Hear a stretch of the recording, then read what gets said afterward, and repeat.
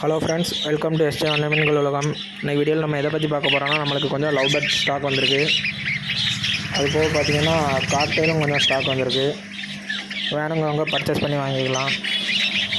பாருங்கள் friends, last வரை எப்படி இருக்குன்னு வீடியோ.